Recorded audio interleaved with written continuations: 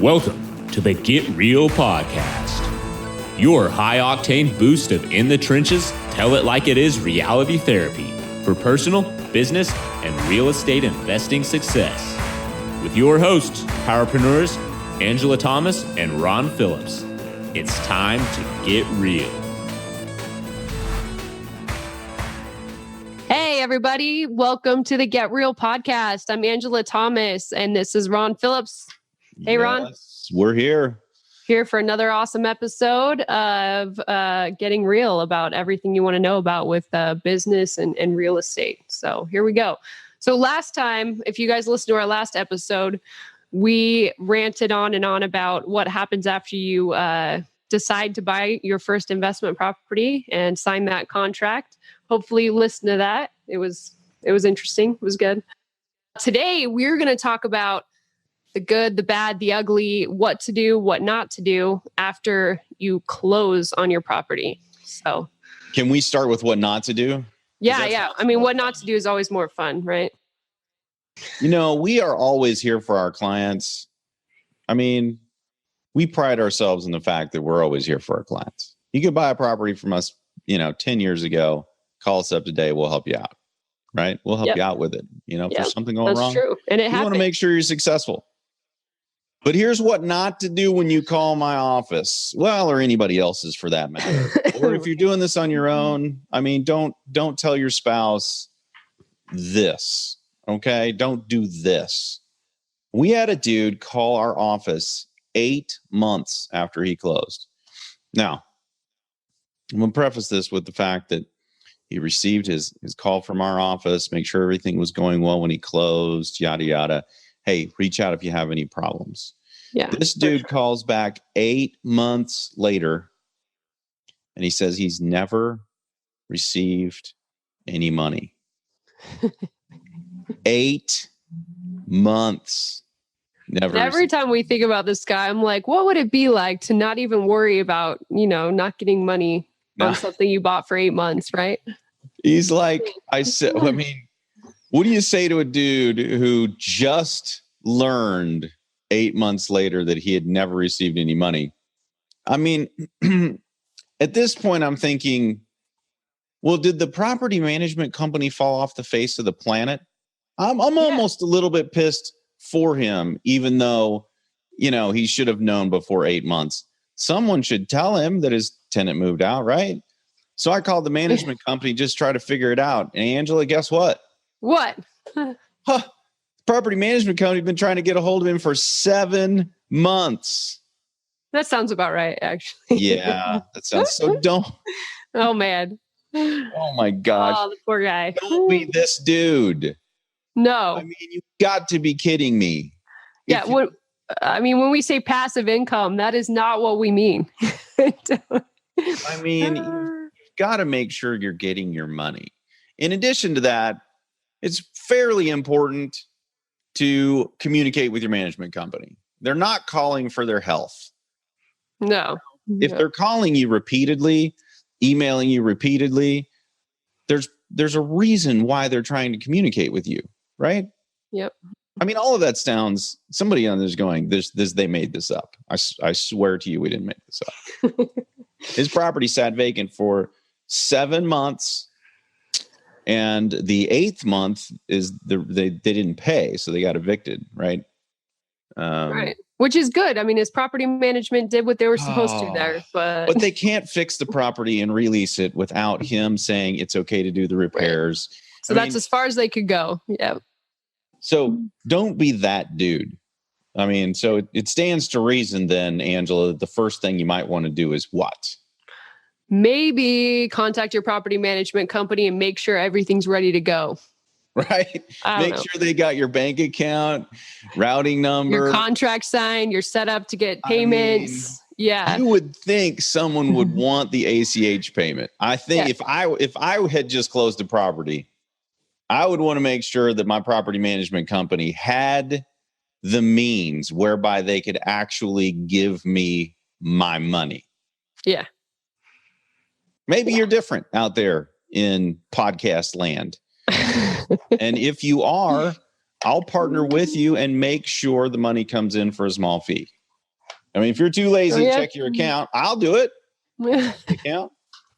I'll do it. Ron, you might have people actually take you up on that. So hey, small fee. out. Small fee. Just a little fee. Ron's expensive. I don't believe him. Small's relative, right? Right. Small to him. Yeah. So make sure your management company has all the info they need. You also want to make sure they have your home warranty information. That's pretty important. Gosh, why would you want to do that? Yeah. And I mean, if you're buying a property with us, we send it to them, but it's your property. You're the one who is going to be impacted by, them not having it. So if I was the one buying the property, I would still check with my property manager and make sure they have it and they're good. Yeah. I mean, you just want to make sure things are set up properly before you start moving down the road and realize things aren't set up properly, you know, and doesn't matter who you buy the property from, I mean, we try, but there's certain things we can't do. Like we can't give them your ACH information. We can't do that. We can't sign your contract for you, right? I can't open up your bank account and make sure you got your first, pay. I can't do those things for you. Don't let us do that. That's weird. I'm not the guy they're going to call. They're going to call you, and you need to make sure that they're sending out the home warranty people and not, the people that you're going to have to pay full price. I mean, it's your responsibility to do those things. So. Yeah. So having a relationship warranty is a good cap. That's an expensive mistake right there. That's really bad. And it's one that's pretty common. So if you're listening to this, please make a note of that. That's very important. And then like Ron said, this guy, what did he not do? He didn't check his account and didn't watch to make sure he got paid. Ron, how long does it take to usually get your first payment after you close? Well, no more than 30 days. I mean, it depends on when they pay out. Let's say they pay out on the 15th and you closed on the 20th last month. That's not a 30-day cycle, right? So, I mean, you should get paid out within 30 days. But I would make sure I understood that with the management company. When should I expect my pay? And that way, every single month there's these cool things. I mean, you guys know I'm a youth leader at church. So, occasionally I'll hold up my phone and I'll say, there's really cool things on this phone. Like this one has a calendar on it. Oh, what? Feature. No, wow, you got one of those advanced phones, Ron. No, right? I've never heard of that. You can actually put a reminder in here and it will beep at you when you're supposed to do certain things. And the youth are just now figuring this out. Supposedly, they're way more advanced with technology than we are. But apparently that's only to play games. No, it's just with games and selfies, really. Yeah. Yeah. I mean, they're way better at duck face than I am. So don't be like the youth. There is a cool feature on everyone's phone nowadays where you can actually put it in here and it's just going to pop up and say, hey, check your account. You can be as sarcastic to yourself as you want. Hey, dummy, look for the money, So whatever you want to say. But I would put something in mine that says, check your account. If you're high speed and you've got a bookkeeper, you can say, hey, bookkeeper, you want to make sure all my money comes in like it's supposed to come in? If you've got 10, 15 properties and you don't want to do that anymore and you want to hire somebody to do it, fantastic, right? I have a bookkeeper. She tells me if something doesn't come in right or if my money from my apartments is less than it should be. All those things, right? Those are things you need to know, man. So if you're doing it yourself, you need to make sure that you're checking it. Seems basic. It does. But, we got to say it because of that one guy out there. Mm-hmm. And then setting up mortgage payments, your tenant is paying for your mortgage, but you actually have to make sure they are set up, right? And the management company guys, they do not make your mortgage payment and they shouldn't. And if they offer to make your mortgage payment, they don't make your mortgage payment. Okay. That one you need to control because your credit's on the line, so you want to make sure you control that one. This one actually is one that people have questions about more frequently than you would think, because you're going to get a loan through a mortgage company. And then afterwards, your loan is going to get immediately sold off to another bank. Yep. And you're not going to know who that bank is until you get the cool letter from that bank. Which you need to watch for. Yeah. Yeah. So you got to watch for it. And then sometimes the letter comes from the bank and it doesn't actually tell you how to make your payment. It just says, congratulations, you now owe us You now owe us all this money. 100,000, whatever it is, right? Yeah. And that's confusing because you still don't know where to send your payment. But there's always a phone number. And I would make sure you call, make sure you get if you're going to do auto payments, what I would suggest, set them up, make sure that they're set up right. If for whatever reason that letter doesn't have any contact information, you have absolutely no idea how to get a hold of them, then you should call your mortgage broker back because they will know how to get a hold of them. Okay, awesome. All right. And then, from there, you got to keep managing this deal. You got to stay in contact with your property management group and make sure you have a good relationship with them. And there's some decisions you have to make along the way, right? Yeah. Yeah. And, listen, property management companies are great. Property management companies do all of the things that we talked to you about in the property management company. But didn't we already do one on property management? Oh, maybe we didn't. We did one on keeping your tenants. So, all right. Well, then in the future, we're going to have one on how cool property managers are. We'll have one of our property managers come on and say how cool they are. Yeah, we need to have one on and interview them. So, since they haven't been on yet, then we'll tell you some of the ways that property management companies will screw you over, even good ones, not intentionally, but sometimes intentionally. And you got to watch out for certain things, right? As again, this is your investment. When they call you up and ask if you want to have your filters changed on a regular basis, and they set you up on a service, that's your decision, right? They're going to give you a sales pitch as to why you should do that because they make money from doing that, right? You have to understand that. Now, I can make a case both ways. Your tenants probably aren't going to change them, and because of that, you're going to have less of a life on your air handler. Right. Okay. Or cuts into your cash flow because they're supposed to be doing it and not you, and now you're doing it and not them, and it's all that is a profit center for the management company. Okay. And there's a ton of things like that they offer that you don't necessarily have to do, and it's your choice as to whether or not you do them. Like another example is property management, if they recommend replacing smoke detectors on a 6-month-old home. I mean, I'd question. I don't know. I would question that. I'm no builder. I don't know everything about construction, but I would question that one. Yeah, I'd say really they only last 6 months. That seems a little ridiculous. So it does. Yeah. I mean, even the batteries should last longer than that. They should. Yeah. Yeah. So there's a lot of common sense involved in this. They're going to ask you, they're always going to want you to do these things. Like Ron said, it's a profit center.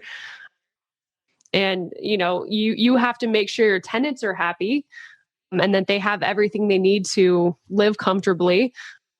But, you don't want to be spending all of your cash flow on these extra maintenance items. So and let's just make sure we're clear on what making your tenant happy means. Yeah.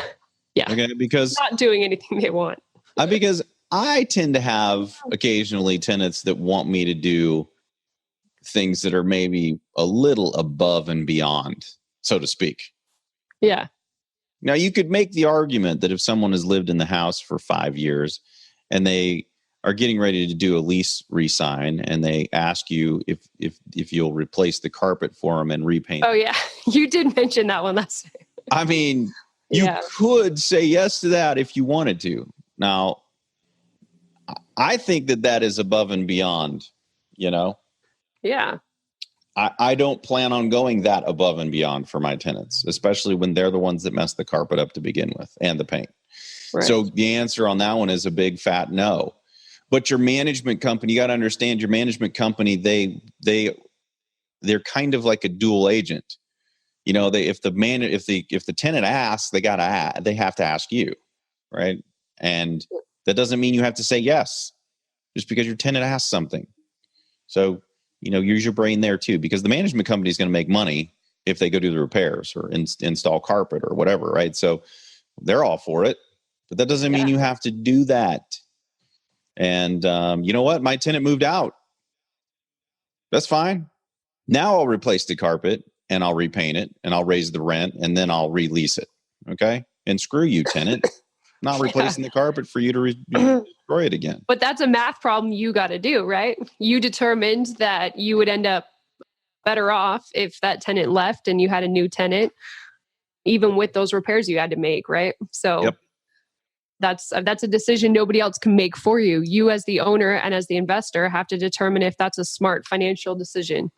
Yeah, and I'm not even sure that was a smart financial decision. It was just that might have just been an FU from Ron, but that is exactly what it was. If we're getting real, no, I'm not replacing the carpet that you tore up. I'm going to leave. Okay, screw you, man. All okay, right. Go ahead, leave. Don't let the door hit you in your ever widening butt on the way out. Oh my God. Thank you.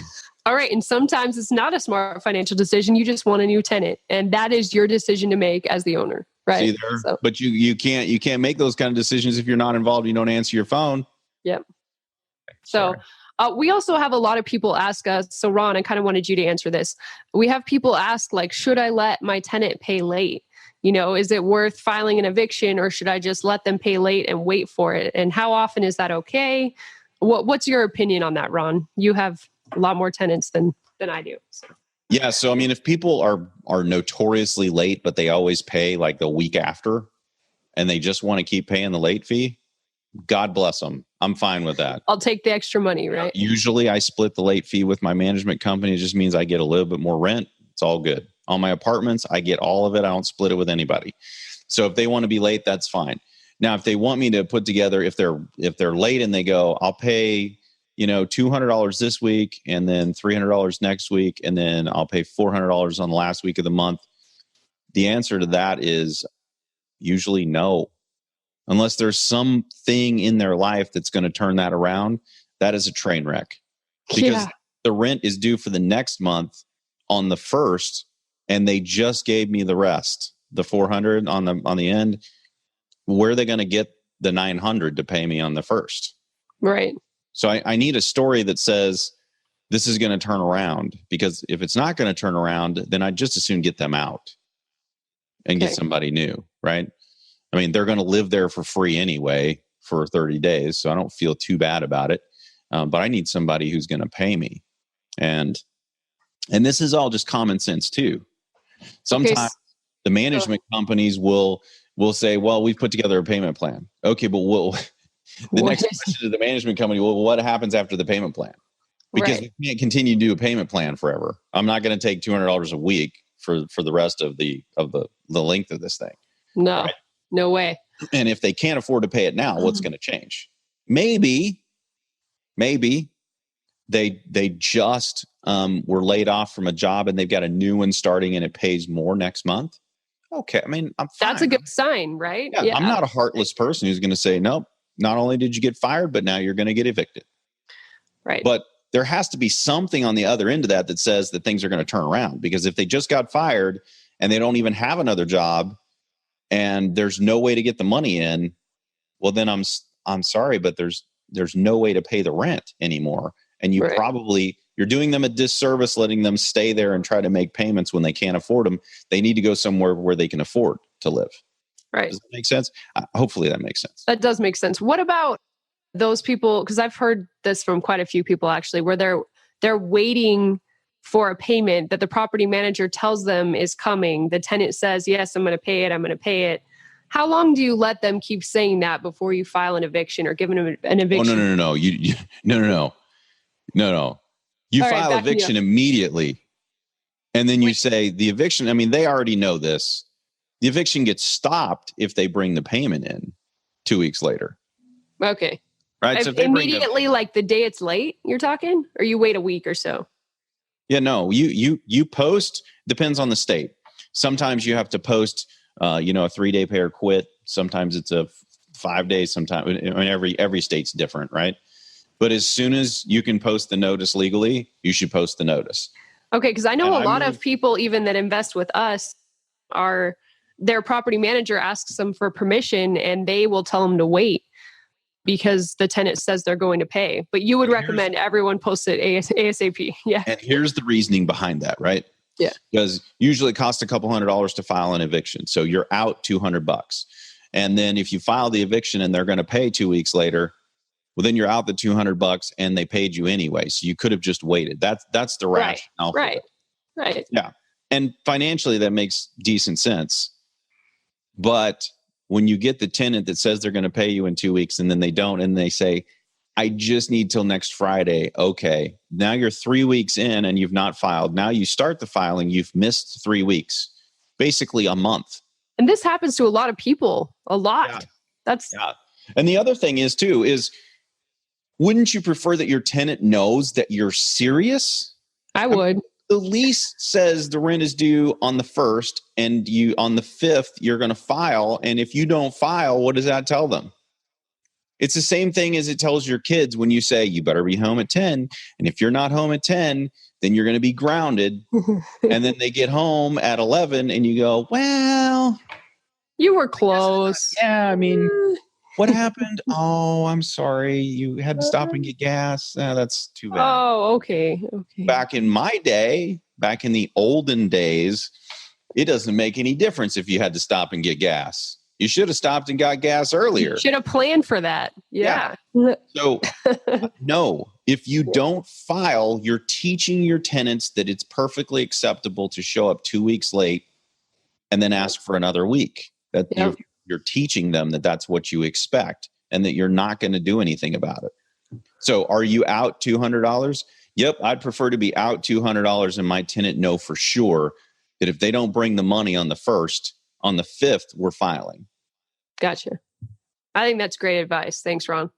What about, we also have people ask us if they should have their property manager perform regular inspections, because I know that's sometimes an extra service. Some property managers just do it.